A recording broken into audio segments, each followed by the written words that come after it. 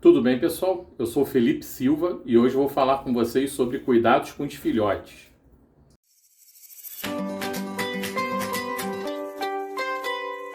Bom, eu já estou um tempinho aí sem postar vídeos para vocês, né? Tive um final de ano aí meio assoberbado, com bastante coisa. Tive que terminar, né, a conclusão aqui do criatório. Para fazer isso aqui, eu tive que tirar todas as aves aqui de dentro, colocar na varanda.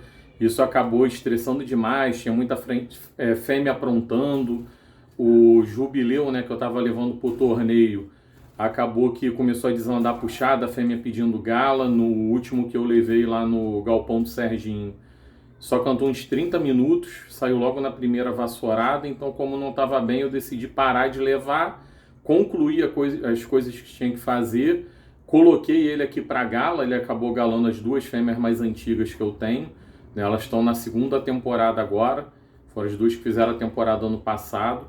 Vou falar um pouquinho aí com vocês sobre até como que foi esse manejo delas ano passado e esse ano, o que mudou, como que elas estão. Tá bom? E pedir para vocês aí se inscreverem no canal para poder acompanhar os próximos vídeos.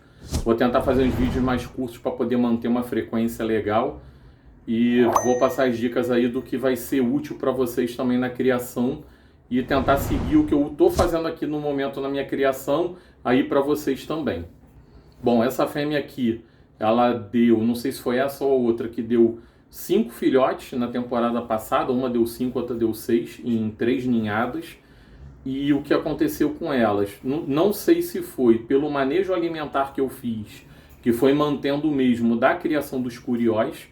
Como eu tenho sucesso só com a estrusada e farinhada, na época do nascimento dos filhotes eu botava o ovo cozido e vingou bem. Eu fiz o mesmo manejo com o tizil e não deu certo. Pode ser também porque as fêmeas eram novas, completando um ano, foi a primeira temporada delas, e todos os filhotes morreram com no máximo 3 dias de vida, não passaram disso. Alguns logo no mesmo dia de nascido, a fêmea mesmo já jogava para fora do ninho.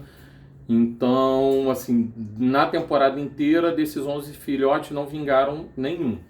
Esse ano eu continuei com as duas fêmeas, adquiri mais uma, que eu devo começar aí a tentar, né, tirar alguma coisa agora a partir do ano. Nem tentei colocar para galar, e estou com mais duas filhotas que estão com poucos meses e não vai ser para essa temporada agora. A primeira delas vai ser na temporada que vem.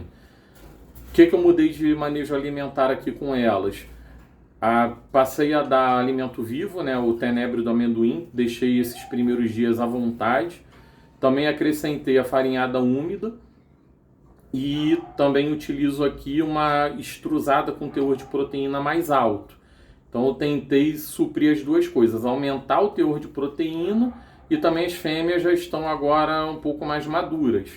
Então essa fêmea aqui que está atrás, ela já está com um filhote, ela colocou 3 ovos, 2 não estavam galados. Nasceram no domingo, hoje eu estou gravando esse vídeo na quarta-feira, inclusive já vou anilhar esse filhote hoje, vou fazer um vídeo aí para vocês mostrando também o anilhamento. Mas assim, os cuidados que vocês têm que ter com os filhotes, principalmente nesses primeiros dias de vida, vai estar muito relacionado à alimentação que a gente vai dar para a fêmea, né? Que eu acabei de dizer para vocês, que é o que ela vai utilizar para poder alimentar ele. Eu também comecei a auxiliar ontem, que foi no 3º dia de vida. Os 2 primeiros só foi a fêmea tratando. Ontem eu comecei de manhã, antes de ir para o serviço, e à tarde, quando eu chego, alimentar também com uma seringa, dando um complemento com uma farinhada própria, né, para filhote. Como não tem nada específico para tizil, eu utilizei uma para trinca-ferro. E assim, apesar do valor ser elevado, a gente usa muito pouquinho. Uma caixa dessa com meio quilo vai durar muita coisa. E tenho feito a alimentação preparado na hora, também não guardando nada. Já preparo o alimento na hora, o que sobra descarto. E diretamente com o filhote, o que vocês vão precisar de ter assim, de cuidado e atenção com eles? Ver principalmente a vitalidade. Quando a gente mexe no ninho, ele precisa levantar a cabeça querendo pedir comida, a não ser que esteja ali com o papo cheio, bem alimentado. Vocês precisam mexer, né, para poder ver essa vitalidade dele. Por dentro da cavidade oral, ele tem, né, a coloração ali da mucosa, a pele por dentro da boca bem avermelhada. Se não tiver muito vermelho, tiver aquele vermelho mais pálido, pode ser um sinal de anemia ou algum outro tipo de problema, né, de doença até. Então a gente precisa ter esses cuidados para poder, em qualquer ocasião que ocorrer alguma coisa, a gente poder intervir. Com um filhotinho assim, a gente não tem muito o que fazer, mas a gente precisa ficar de olho que, se tiver qualquer tipo de problema, de repente quem tem a possibilidade de tirar e colocar numa estufa, fazer um tratamento manual, né, de repente entrar com algum suprimento, né, um suplemento vitamínico, alguma coisa do tipo, para poder suprir uma deficiência, e a gente precisa ir olhando, né, o que a fêmea está utilizando para poder alimentar esses filhotes. Eu mantive aqui no pote a extrusada convencional que eu uso, né, e a farinhada também. Esses dois potes ficam o ano inteiro, um com extrusado, outro com farinhado. E aqui na unha que eu acrescentei a extrusada com teor de proteína maior, e aqui no outro a farinhada úmida. Esses dois ela quase não está mexendo. Eu coloco também aqui no fundo uma banheirinha com um pouco da farinhada e os tenebres, para poder ficar à vontade. A partir do momento que o filhote já estiver comendo melhor, pedindo comida, hoje que ele começou a chiar, né, pedindo comida, aí a fêmea tem uma tendência a alimentar mais, aí eu posso começar a diminuir o tenébrio, né, porque isso incentiva a fêmea a tratar mais dele no início da vida. Com isso a gente vai ter uma chance maior do filhote vingar. Quem tiver a possibilidade também, o ideal é a gente acompanhar o ganho de peso do animal. Isso aí é comum quando a gente faz o tratamento no bico, né, com a paleta, principalmente aí em locais de criatórios comerciais, zoológicos, a gente fazer até o acompanhamento da curva de crescimento do animal. A gente vai pesar ele todos os dias de manhã, antes de fazer a alimentação. Lógico que aqui, como a fêmea está tratando, a gente não vai ficar tirando o filhote todo dia ali para botar numa balança, estressando, né, essa retirada ali tanto da fêmea quanto do filhote, que pode ser que a fêmea acabe até abandonando, né, se ela não tiver uma aptidão materna aí muito boa. Mas quando tem a possibilidade, o ideal é a gente ver esse ganho de peso. E no tratamento normal, né, diariamente ali, a gente olhar, pelo menos ver o crescimento dele. Né, de um dia para o outro a gente percebe bem o crescimento, tanto do tamanho, de estruturas. Hoje já começou a crescer os canhõezinhos na pena, né, das penas das asas, daqui a pouco vai começar a aparecer do rabo. Então todo dia a gente vai avaliando ali o crescimento dele. Se ele ficar com um crescimento estagnado de um dia para o outro, já é um sinal de problema, tanto se a gente pesar e ele não tiver um ganho de peso. Se ocorrer uma perda de peso, então é pior ainda. A ave tem que ganhar peso dia a dia. Lógico que é um animal muito pequeno, o ideal é ter uma balança, ainda mais nesse caso de passeriformes, que tem uma precisão muito boa para poder a gente marcar ali até, se for possível, de 0,1 grama, que senão a gente não vai conseguir fazer esse acompanhamento legal numa ave maior, menor assim. Aves maiores dá para usar uma balança aí com precisão de 1 grama, para poder fazer esse acompanhamento. Outro ponto que nós precisamos avaliar sempre são as estruturas da região abdominal. Né? Filhotinho, dificilmente você vai ver um peito seco, mas vários tipos de problemas de saúde podem ocasionar o aumento da região abdominal. A ave não tem abdômen, ela não tem diafragma, não tem essa separação de tórax e abdômen, mas nessa região, né, que a gente conhece ali como se fosse a barriguinha dele, geralmente, se tiver um aumento de fígado, a gente vai conseguir perceber ali, né, a ponta do fígado aparecendo abaixo da musculatura peitoral. Aumento de alça intestinal, a pele deles é bem fininha, a gente consegue perceber aquela estrutura, fica igual uma linguiça ali, apertando a pele, né, que ele está estufado, então a gente consegue perceber esse aumento de tamanho. Tudo isso a gente precisa ir avaliando para, se tiver algum tipo de problema, a gente tentar corrigir. Muito comum também, né, acontecer em problemas de saúde é a pinta preta, que nada mais é que a vesícula biliar acumulando, né, essa bile, né, por obstrução de dutos. Então a gente consegue ver aquele ponto mais escuro próximo ao fígado. Além também desse aumento, a gente tem que avaliar a coloração. Né, que às vezes a própria pele está com um tom mais escuro, o fígado se tiver mais enegrecido. Então essa parte da coloração da pele, se a pele está com uma coloração viva, se ela não está ressecada, tudo a gente precisa estar sempre fazendo esse acompanhamento, né, para qualquer coisa diferente que apareça, a gente conseguir ter tempo de intervir. A ave tem um metabolismo muito acelerado, então qualquer problema leva a óbito rápido. Até para você perceber se a fêmea está dando água para o filhote, se não está, se ela está alimentando realmente ou não, que nem sempre a gente vai precisar intervir com medicamento. Às vezes vai ter que intervir na questão do manejo. A fêmea pode não estar tratando do filhote e ele vai definhando e vai acabar morrendo no ninho, né? Quem tem pouco tempo, vocês percebendo aqui, eu trabalho fora, né? Eu saio de manhã, volto no final da tarde e esse manejo está sendo suficiente para poder manter. A gente não precisa estar sempre ajudando a fêmea a alimentar.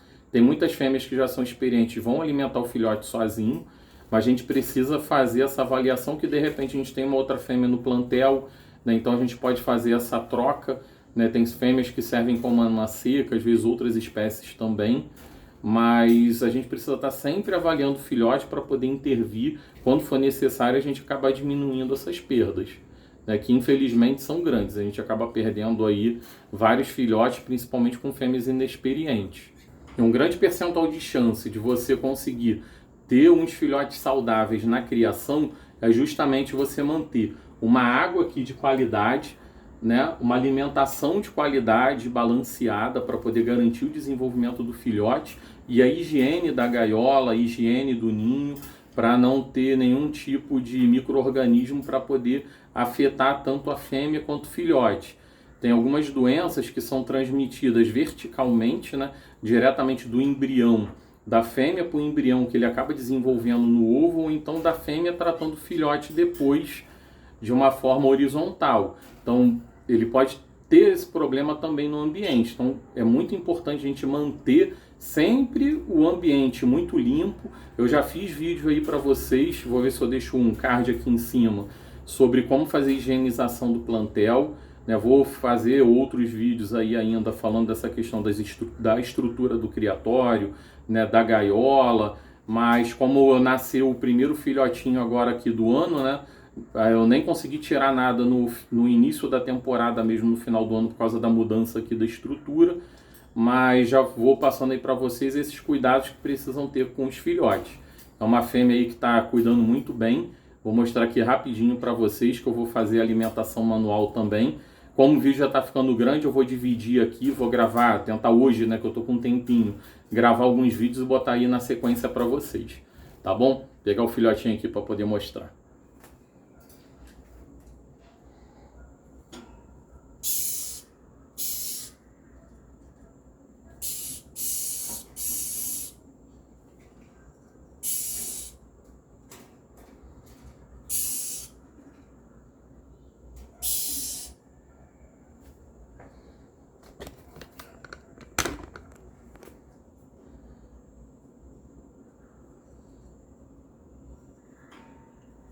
Então, a coloração do bico bem vermelhinha. Já está crescendo já as penas aqui na... Deixa eu virar um pouquinho mais.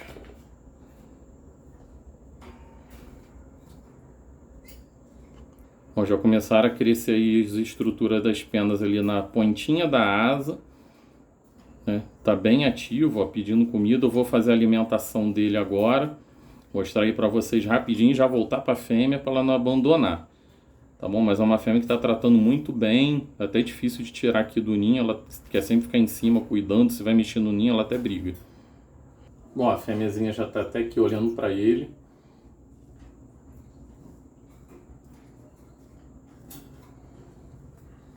Vou baixar aqui um pouquinho.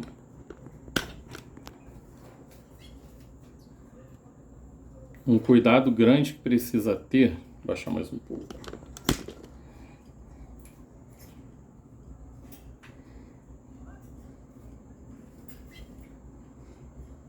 Cuidado grande que nós precisamos ter é alimentar em pouca quantidade para não fazer uma falsa via no filhote. Ter sempre aqui ao lado um papel toalha, alguma coisa para poder fazer essa limpeza, né, para não ficar sujando o canto do bico do filhote, que isso daí pode dar fungo, bactéria, pelo acúmulo de alimento no canto do bico. Essa seringa aqui tem uma regulagem para a gente não dar uma quantidade grande, para não fazer falsa via. Esse bico de metal também ajuda para fazer alimentação. A gente vai fazendo, ó, de pouquinho em pouquinho, é bem devagarinho mesmo, para ele não engasgar. Fica com a comida um pouquinho no bico, a gente só dá umas batidinhas, espera ele engolir com calma. Já dá para ver ali o alimento descendo pelo papo. Bom, aqui, ó, ele tá bem novinho, nem abriu os olhos ainda. A fêmea já tá piando demais aqui do lado. Tá vendo, ó, o papinho dele cheinho, não vou colocar nada demais, é bem pouquinho mesmo, que aí daqui a pouco ele já tá pedindo mais comida e a fêmea vai dar para ele. Muito novinho assim, a gente não pode dar muita alimentação. Conforme ele for crescendo, ele vai conseguindo ingerir uma quantidade maior. A fêmea tá piando a beça aqui, já querendo ver ele, né? Eu vou voltar aqui com ela para a gaiola e daqui a pouco deixar ela ficar aqui mais um tempinho. Vou preparar as coisas lá para poder anilhar ele, né? A anilha de XZO 2.0, então a gente não pode demorar demais para poder anilhar, senão a gente corre o risco grande de fraturar, né, a pata ou algum dedo aí do filhotinho para poder fazer esse anilhamento. Se eu for colocar e a anilha estiver muito frouxa, aí eu deixo sem, amanhã de manhã eu tento colocar novamente e ver como é que vai ficar. Ela tem que ficar justa, não pode ficar frouxa, senão a fêmea pode acabar arrancando, né, essa anilha do pezinho ali do filhote. Mas também não pode entrar apertada, senão a gente pode lesionar ele na hora de colocar. Valeu, pessoal, espero aí que tenham gostado do vídeo, que de alguma forma tenha ajudado aí vocês. E vou tentar passar aí com um pouquinho mais de frequência o que eu estou fazendo com as aves aqui no criatório, com o intuito aí de ajudar vocês no manejo também. Valeu, pessoal, até a próxima.